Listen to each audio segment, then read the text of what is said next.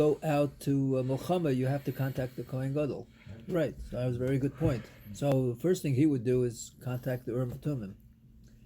And they would say either yes, you can go, or you don't go. So that was very helpful.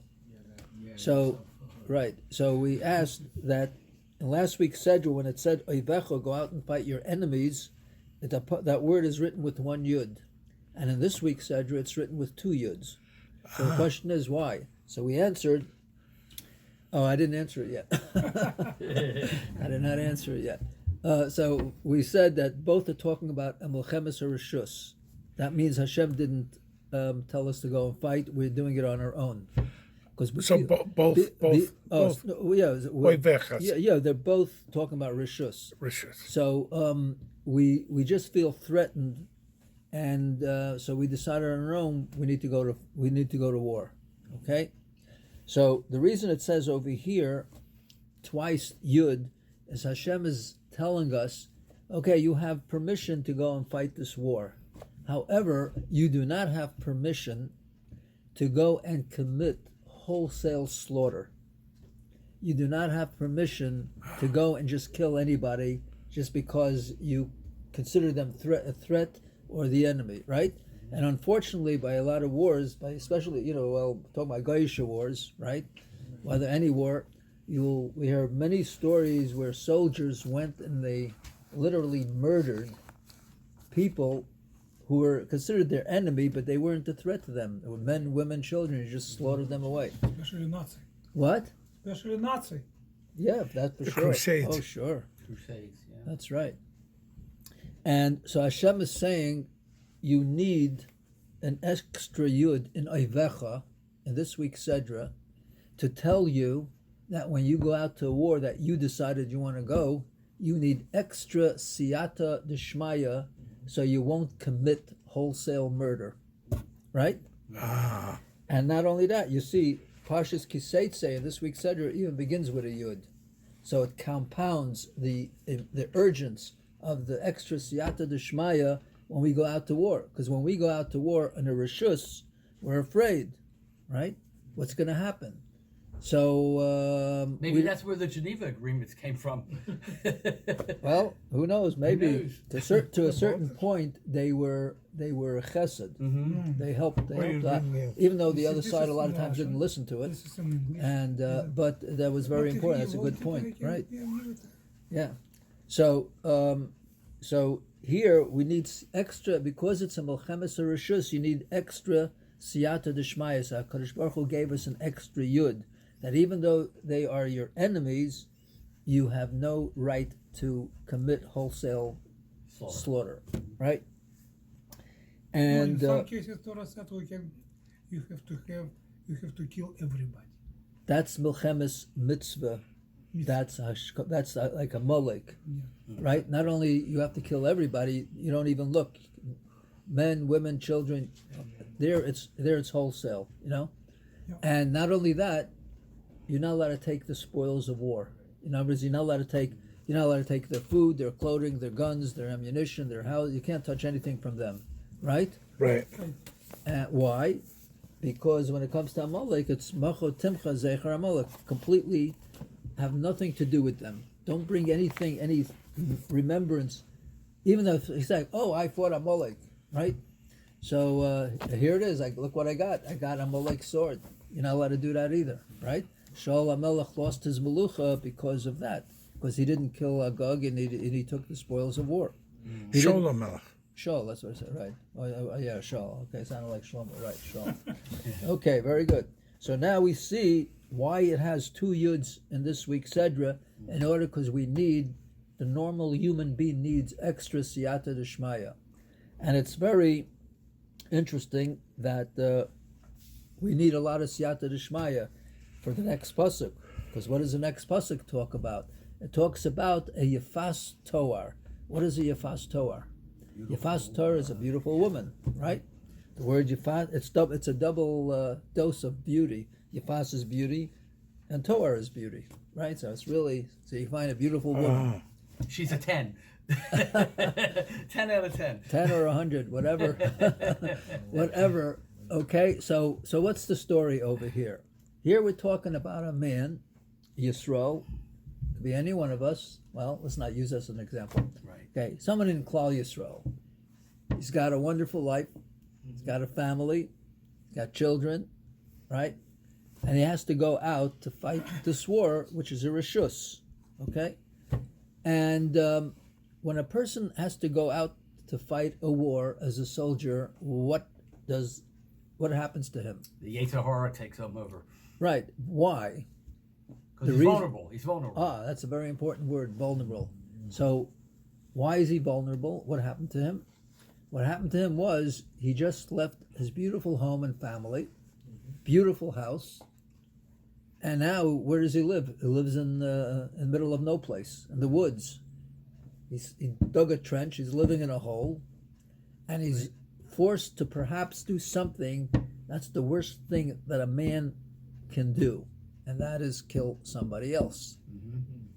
Kill another human being, kill a Tselem Elokim, even though that Tselem Elokim might be the biggest Russia, but you're forced to do it. And if a person is forced to live in a hole, is forced to go kill somebody, forced to be away from his family, boy, is he going to have a Yetzer Hara, right? He's going to really feel vulnerable. Very good. Important word.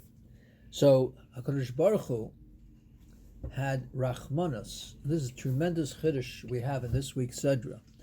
Very important to know this. HaKadosh Baruch Hu had, the question is, let's ask ourselves a question. Okay, we all say HaKadosh Baruch Hu is a big Rachmim. He has mercy over his people, okay? So let me ask, let's say if I would ask HaKadosh Baruch Hu, any one of us would ask HaKadosh Baruch Hu, HaKadosh Baruch Hu, how far are you willing to go, so to speak, out on the limb for us? How far are you willing to go? Right? You say you love us, you'll do anything for us. Well, tell me, how much do you have, is there a boundary? Do you have a boundary? So HaKadosh Baruch Hu is telling us in this week's Sedra, there are no boundaries when it comes to Klal Yisrael. And Hashem is willing to do everything, even to be mevatel. What does mevatel mean? What's a nice English word for mevatel? Nullify his entire Torah. You hear that? He's willing to give up his Torah, which he created the world, to save one Jew who is very, like you said, vulnerable. Right? Very good. How do we see that? We see it by the halachas of Yefas Toar. That means while you're in the army fighting the war, the rishus, and you see this beautiful woman, you're away from your home, you're all by yourself. Well, you would other people too, men, but basically you're all by yourself. You're very vulnerable, and you see this beautiful woman, and your Yetzer Hara attacks you with a viciousness, right? And he says, go for her, Right. Why not? She's beautiful. And HaKadosh Baruch Hu does not want the Yetzer Hara to win over here. Because if the Yetzer Hara wins over here, you're going to be doomed, right? You won't be the same person after this war coming back home. You're going to be a different person and not a good person, okay? So Hashem is interfering with the Yetzer Hara. He says, there's no Yetzer Hara here. I am making it 100%. When I say 100%, it's 100% mutter, permitted to go and take this woman for a wife. Even you have an Ashes Ish. Even if she has somebody else, she's married to somebody else. Now that is a complete contradiction to the entire Torah. Right? Yeah, is the Torah being very polite? Like, what about if he wants to take the woman without marrying her? At the end of the day, is he allowed to? It says to take her. Yes, just take her. You don't have to marry her. Just take her, even if she is married to somebody else. So he doesn't have to marry her, because then He it goes doesn't on. have to. Right. Well, So he can rape her, so to speak. Right. He's allowed to take her, but there's certain rules and guidelines he's got to follow. Right. Now we're going to discuss the rules and the guidelines. The rules are he's allowed to take her. He doesn't have to marry her. Right. If he wants to marry her after the war, Yeah. he can do so. He can take her home and have a second wife. It has to be consensual between the two, though, right? Like Between- he said, he can't rape her. Well, yeah. I Yeah, don't he like- can he rape ca- her. He's well, saying that yeah. he can. I don't like can. to use that English Not word. that word. That's a All right. bad word. Bad Yeah, word, it's yeah. especially taping it.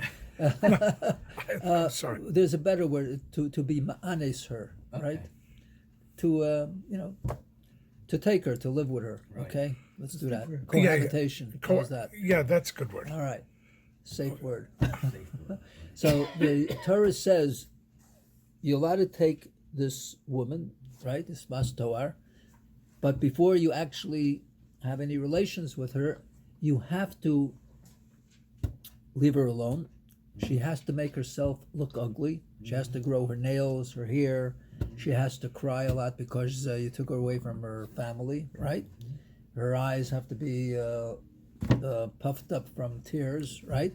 And you have to make her to a situation where you won't have such a strong will to really take her, Right. right? So you have to make her look ugly. That may take a few days. May take a couple of weeks, right?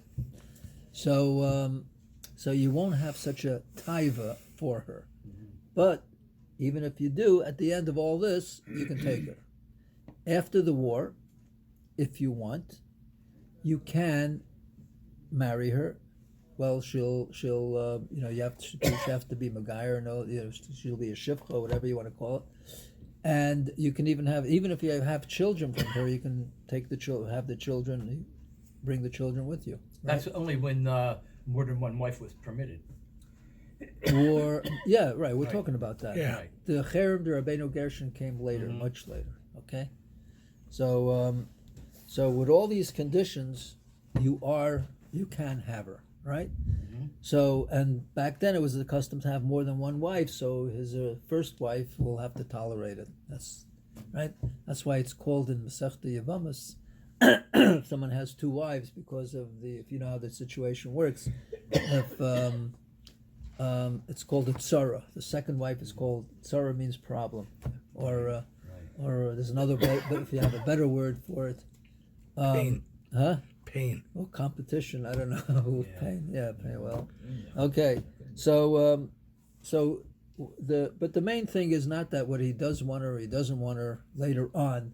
The important thing is, look how far HaKadosh Baruch Hu is willing to go for us, to protect us. And here, this milchama wasn't a tzivu Hashem. It was our own das, our own initiative, right? We decided we want to go to milchama, and we're the ones, we ourselves got ourselves into this situation. Right. So HaKadosh Baruch Hu has Rachmanis. He's willing to give up all his principles. He's willing to give up everything that the main reason he created this world is for the Torah. Now we should listen to the Torah. And he's saying, I am now suspending the rules of the Torah. And we're talking about Gila Arayas here. We're not talking about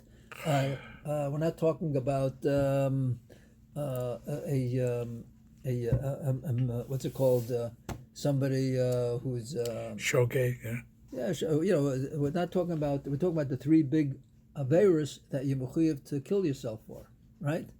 So Avodah Zarah. Avodah Zarah, Rais Shvicha Damim, right? Yeah. So here, HaKadosh Baruch Hu is saying, it's as if I never said it, right? But this is only for this person. It's not for all Klal Yisrael, okay? It's a person in this type of situation. If you have 20 people in this situation, so it applies to all 20 people, okay?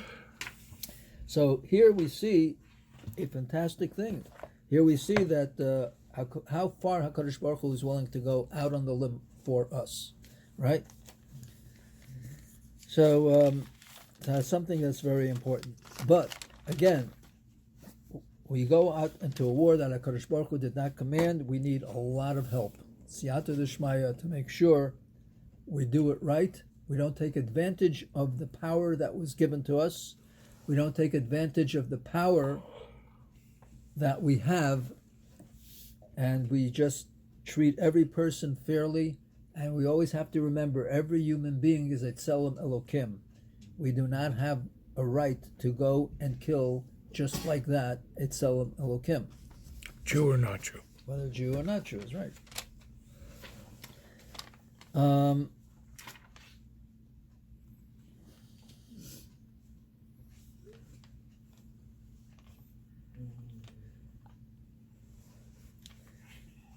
All right. This week's Sedra. Anybody want to guess what? I'm just wondering why. We'll help you. Why would Yeah. why would us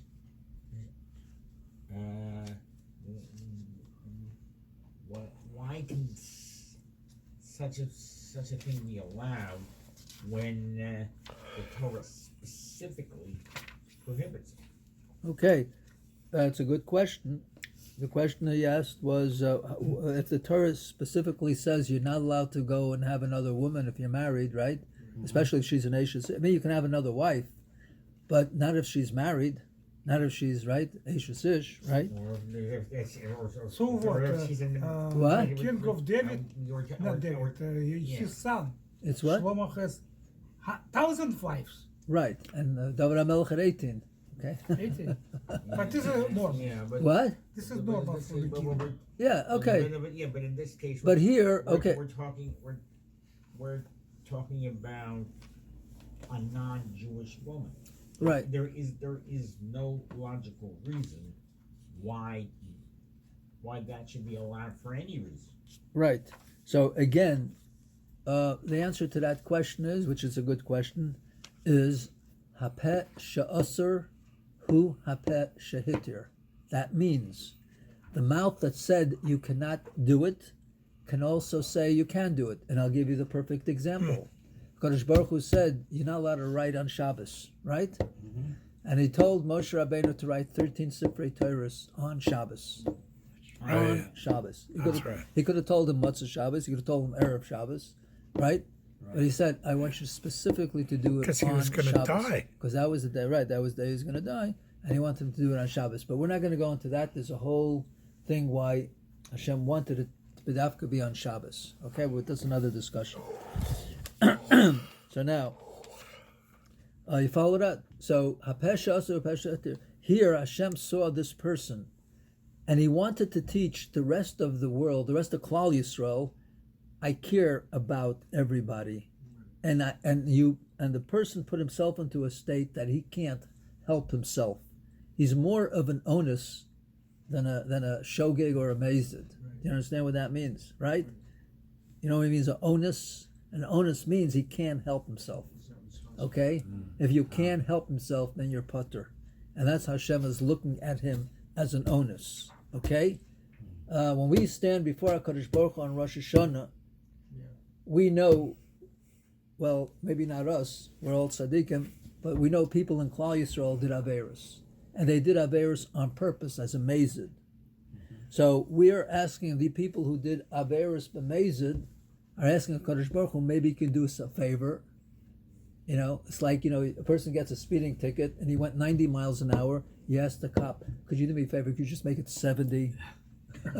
So I don't have to go to court and I don't have to, I'm not going to fight it that, I'll pay the fine, whatever it is. And 99.9%, now remember, they always do that, okay?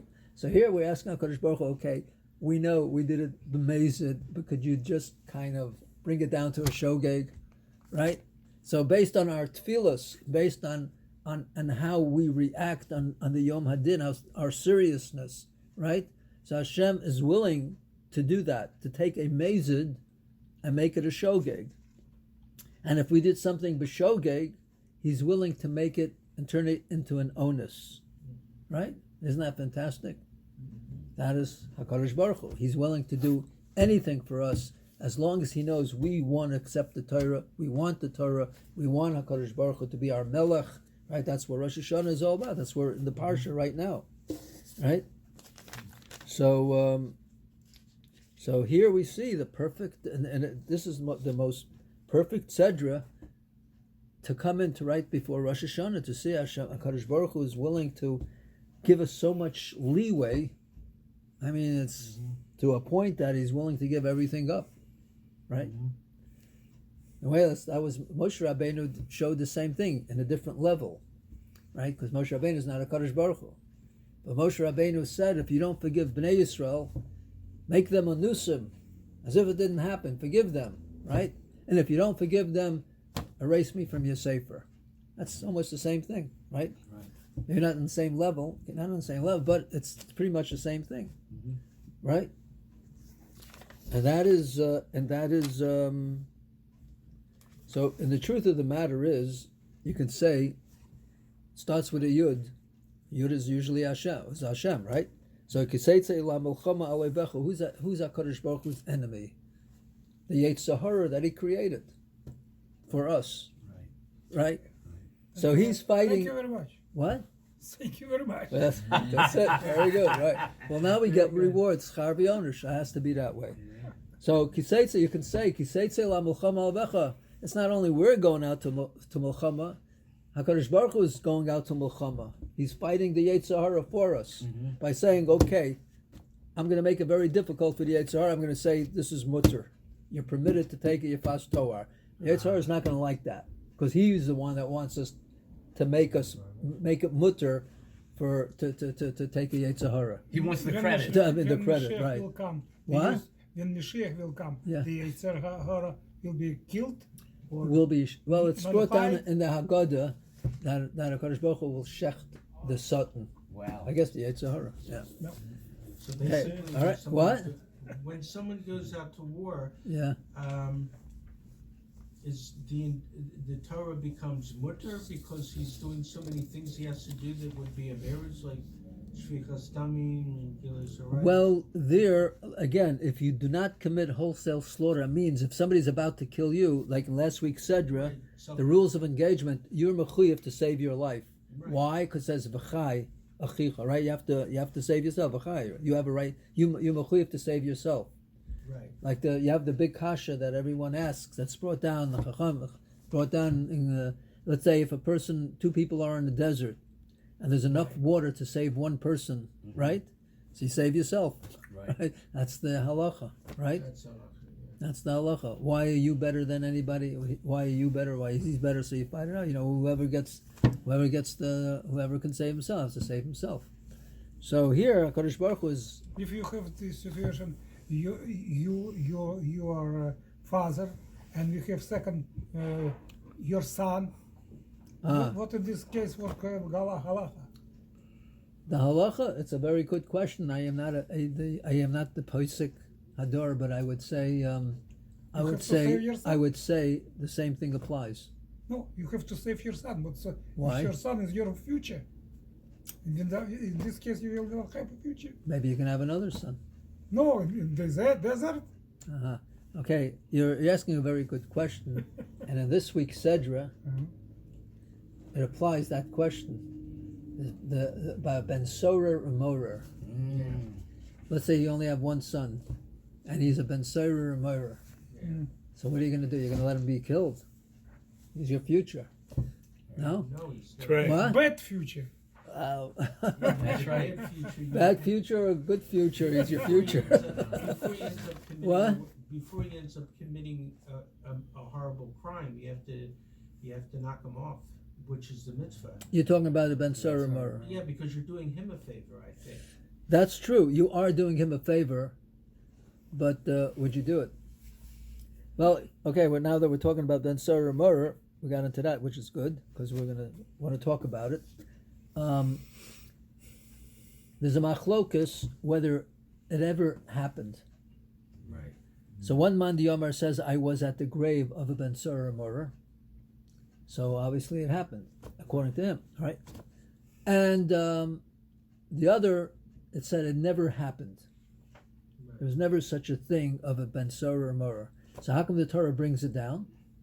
In order to doirish ulakabel schar. In order you should learn about this halacha, and you'll get a reward for learning halacha, even though it never happened. Okay? But it's interesting to note, why is this kid, and it's very difficult to kill a Ben Sarah Murder. He has to be the same size. He has to talk, has to have the same voice, I think, as the father or mother, right? So which one, the mother? The mother and father have to be the same size. Oh, the same size. Not the kid. I think it's the kid has to be the The same, child also? or something like. It's very difficult. It's very Okay. I guess it's But very difficult. why is it called? Why is it called a ben sorer umorer? What does the word sorer mean? Sorer means he turns away, right? So, right. But it also has another word. Sorer is without a hey, right? So you call him a ben without the hey means that what is the word Mesorah means to handing down from one generation to another, right? So that's almost similar to Soreh, right? Which it is.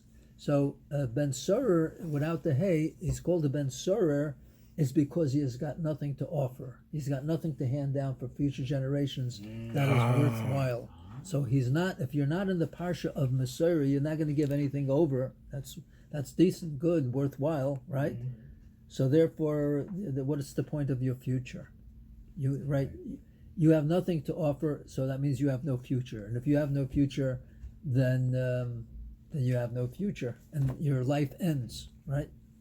And he has to be, he can't be more than by 12 and 3 months, right? He's not even bar mitzvah. So what? 12 or 13. 12 and 3 months, not 30. Oh, wait a second, is it 13?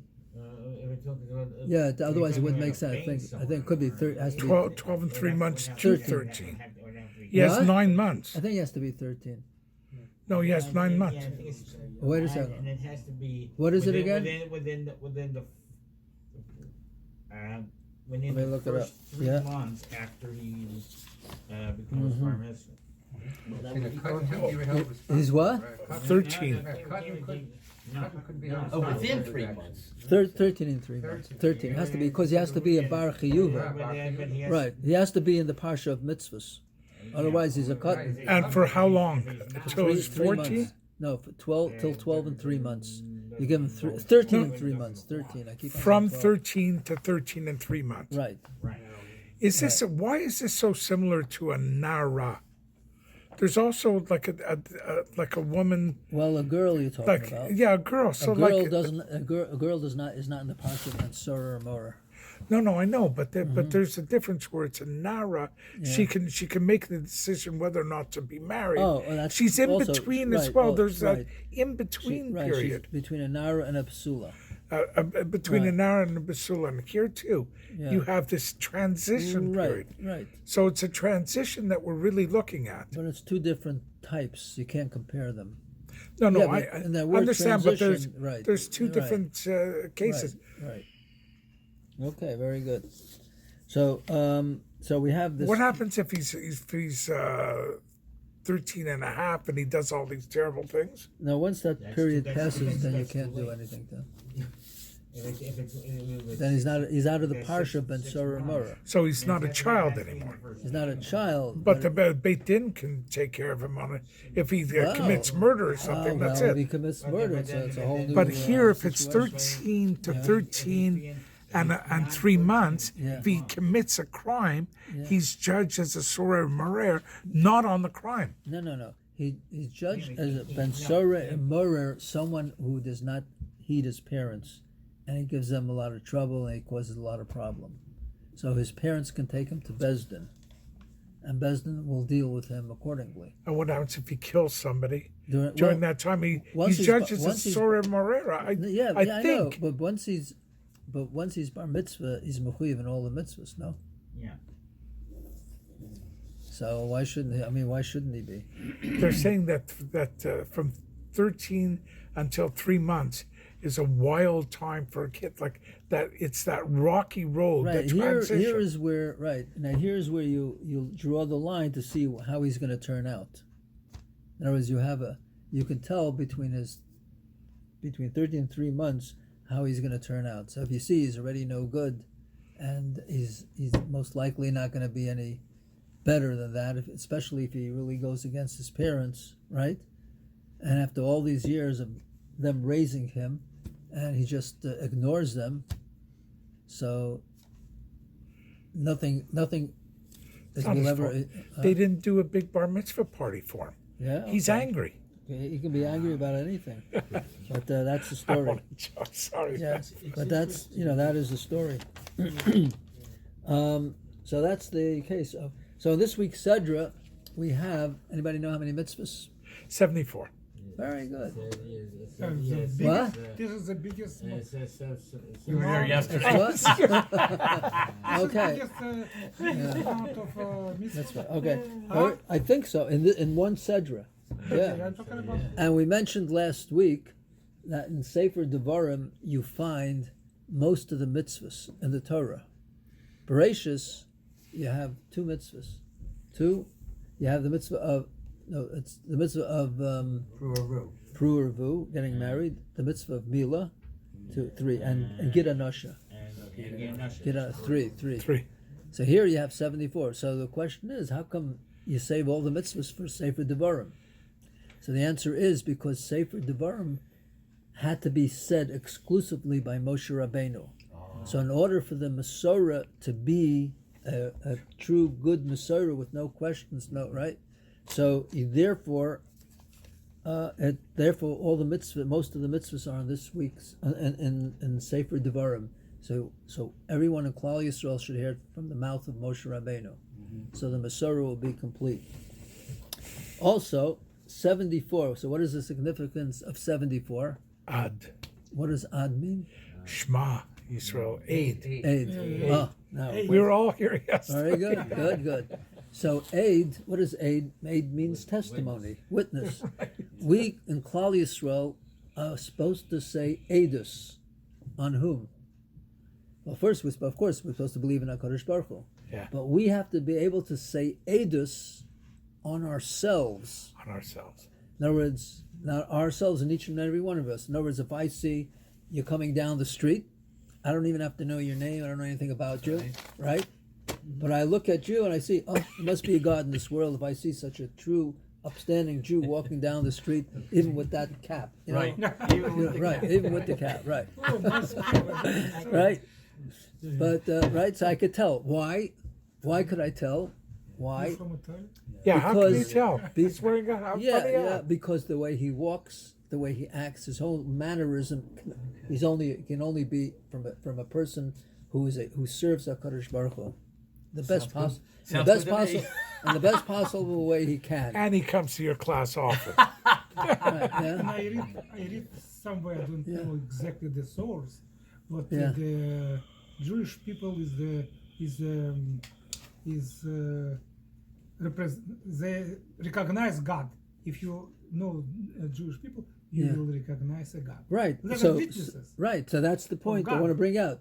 If you see me Yeah. and I see you, we have to see in each other that we believe that there's a God in the world. Yeah. That's called edus, and that's right. So that's why in this week's Sedra you can say that Kiseitze la Melchama Alevecha, right? When we go out to fight a war, what is the war of the Yetzer Hara, right? So we have to be strong. We have to show that we can fight the Yetzer Hara. Why? Because we could say edus, that there's a HaKadosh Baruch Hu in the world.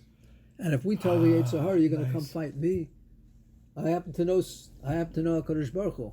I mean, he'll take care of you just like that. You know what I'm saying? So don't start up with me, right? So that's one of the reasons that in this week's Sedra you have 74 to represent this point, bring out this point of edus. And very good. And also we have, it's an interesting question. We have a little contest over here. So the first word in this week's Sedra is key, right? That's the key word, right? Key. Okay. It says a lot of times in this week's Sedra the word key. He has a lot of meanings. Right. Let me see. How many times does it say the word key in this week's Sedra? Anybody want to guess? Yeah, in this Sedra, the word key. It's just a contest. Just pick a number. Don't start counting now. It's going to take up too much 18. time. You say 18. What do you say? 40. 40? 40 is always okay. a good number. What do you say? I close to him. 18. Okay. Anybody else? Yeah. How Me many times? What do you say? 25? 25. What do you say? 30. 30. Okay. What about you? You like to pick a number? No, Any number. What? I don't know. Just pick a number. Just a game. 35. 35. Okay. I do this with my family every Friday night, and also guests. We go around the table, asking everyone how many psukim in this week's sedra. That's a nice thing. Okay, I heard your numbers. We don't have a winner, but the one who came closest came the closest. He said 40. 40. There's 45 times. Oh, Okay. ma. Yeah, 45 times. Ma. Now, You're close, very close. Mem hey. yeah, Mem Hey, right? So 45 is Wow, that's a 45 lot. is also Adam. See, Adam. Right? That's right. Yeah. And it's bohen. If you take the what? word Adam and you go the letter after is bet, and All right, well- bohen is thumb, and Okay, that we're but- under the Right, Ashprasab. okay, You well- heard that one? Well, maybe not. Little I'm Benny not sure. Shai, okay. But let's I'll not. tell you Okay, after. I don't want to get off the No, sorry, track. sorry. Okay, now what is the significance of so the word key is 45 times. 45 times is Adam, right? So we started with Adam Arishon, right? So we Right. all know who's Adam Arishon. Adam Arishon, right? Okay, let's try this one. Who will be the Adam Ha'achron? Achron. The last Mashiach. Who's the last person? Mashiach. Oh, very good. That's it. Right. You got an Adam Rishon, you got to have an Adam Rachron. Right? That's right. So, okay. Now, the word key played a major role in Sefer Bereshis when Yehuda met Yosef. Right? And Yehuda, by the way, somebody said key is 30. You said key is 30. So key 30 is Yehuda. It's the numerical value of Yehuda is 30, so that's key. And Yehuda used this lashon, this word. He said he was very angry at Yosef. He didn't know Yosef was his brother. He thought he looked at him as the Mishnah Lamelech, the viceroy of Paro. And Yosef did not want to let his brother go. He wanted even Binyamin to come, right? So he got angry. Yehuda got angry and said, ki kamocha kaparo. You're going to be cursed like Paro. He was talking about his grandfather of Avimelech, right?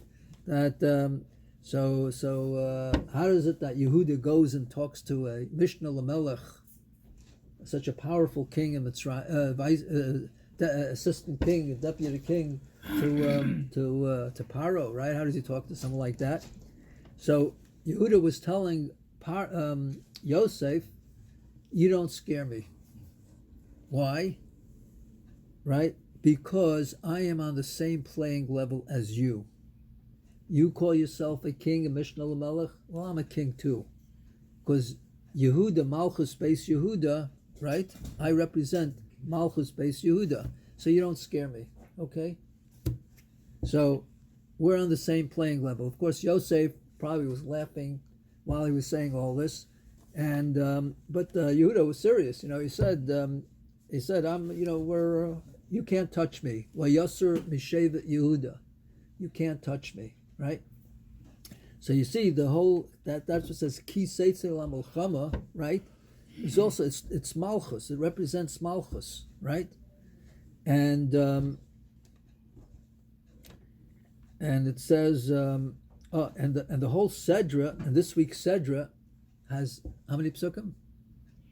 100 and how much? We should go around the room again. What? 110. 110. Very good. Okay. You can see it. It has 110 psukim. So, what is the significance of 110? The significance of 110 has to do with Yosef. What is Yosef in 110? He lived 110 years. So here, you have all the keys, right? Kiseitze, the 40 times, talking about Adam Rishon. You're talking about the Adam Ha'achron, which is Mashiach, which comes from Malchus Beis Yehuda, right? Which is Malchus Beis David, right? And so in this week's Sedra, you have both the remez to Yehuda, Ki Kamocha Kaparo, right? 110. And you have the remez to Yosef Atzadik because he lived 110 years. So this whole Sedra deals with Malchus, right? Because a person, Kadosh Baruch Hu treats everybody like a melech, right? and he's willing to give up, like we said earlier, he's willing to give up his entire Torah for the Malchus of Klal Yisrael, right?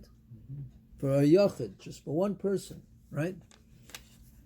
So, so the word ki is it's a very powerful word, right? So therefore, the Torah here in this week's Sedra, we have 74 mitzvahs, where you have Edus Hashem Nemana, right? He's got everything wrapped up in this Sedra, right? About who we are, our responsibilities, what we can accomplish, and how far Kadosh Baruch Hu is willing to go out on the limb for us, right? So it represents the Malchus from every direction, right? You have the Kadosh Baruch Hu, you have Malchus Beis David, Malchus Yehuda, you have Yosef, right? So, the Sedra itself carries a lot of weight, especially right before the Yom Neiroim, because it's all about Malchus. Rosh Hashanah is it's all about Malchus, right? There's another thing we have here. Somebody asked the Vilna Gaon. Says every person's name is in the Torah, right? So they asked the Vilna Gaon. Vilna Gaon was a big, he learned Kol HaTorah Kula. He knew it just like that, right? And so they asked him, where in the Torah does it say your name? So it's brought down in this week's Sedra, Parshas Tetze. I'll show it to you where it is. Oh, that's good. Let me show you where it is. If you turn to the end, right before the Mafter, Pasuk Tesvav, right before the Mafter, toward the end of the Sedra.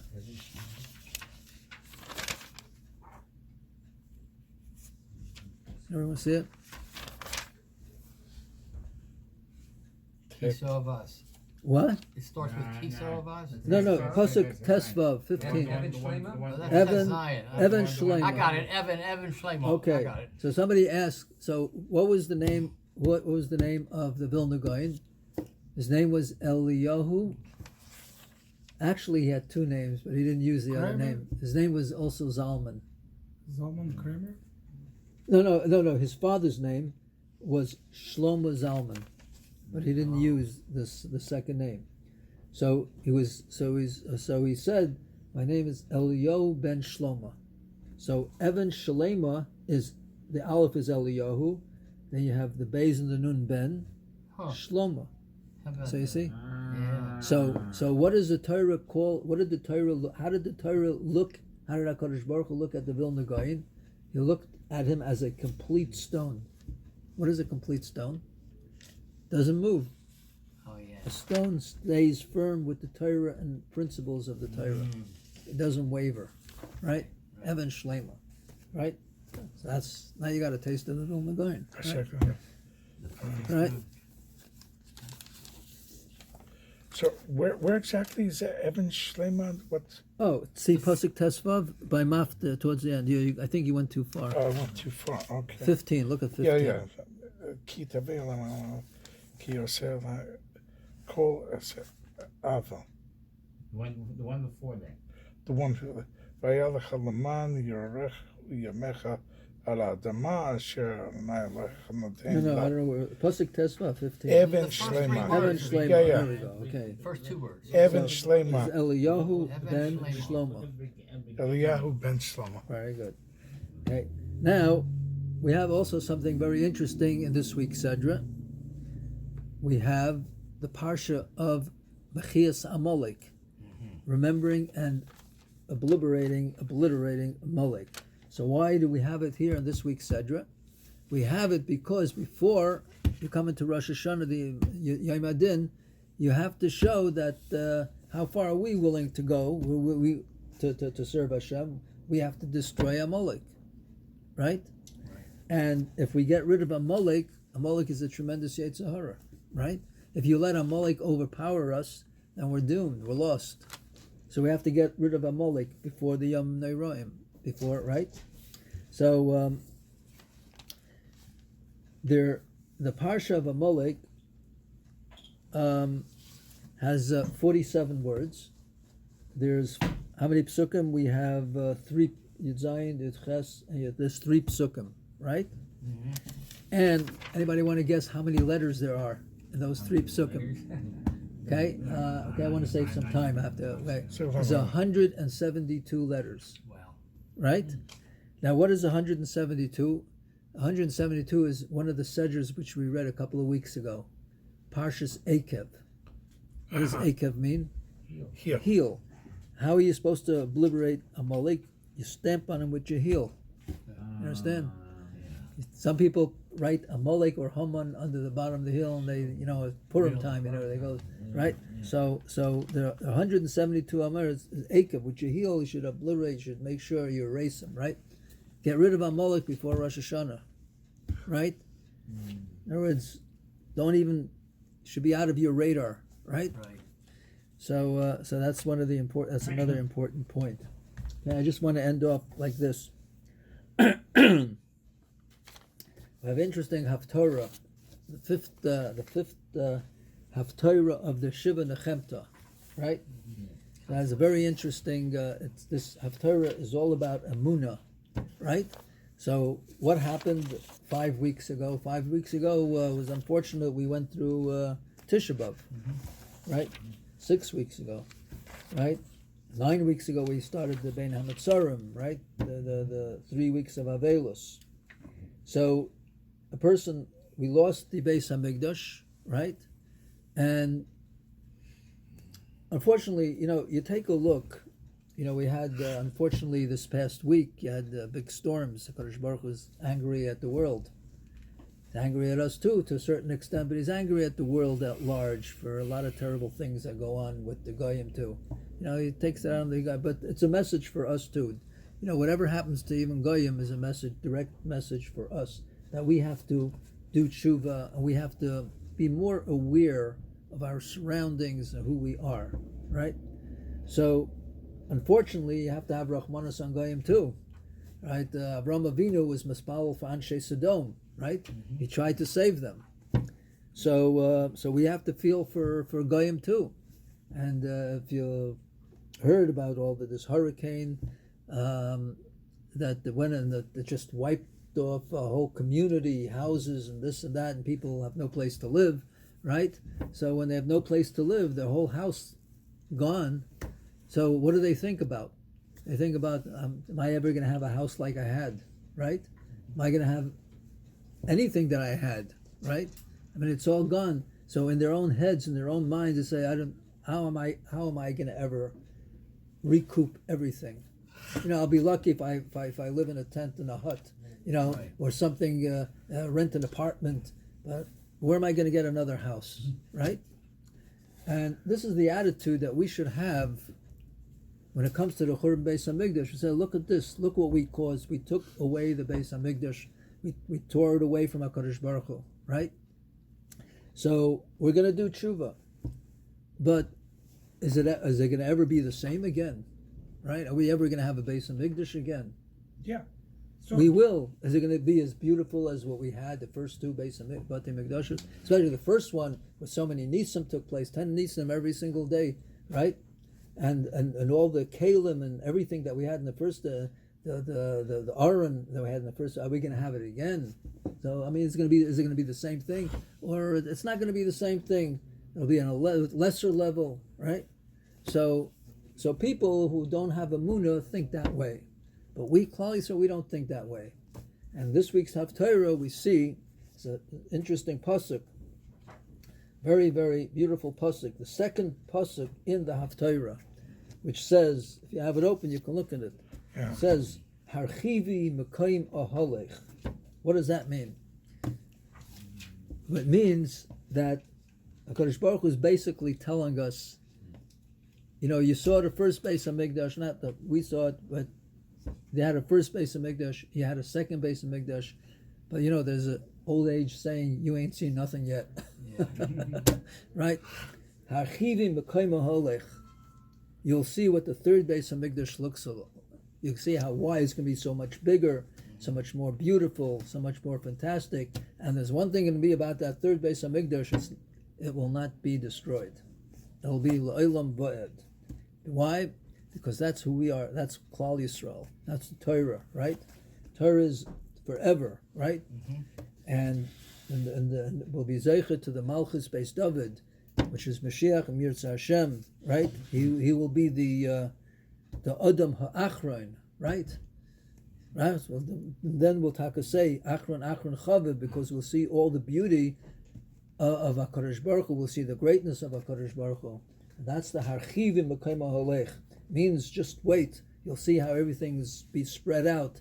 You'll have so much more room, so much more space than you can even have dreamed of.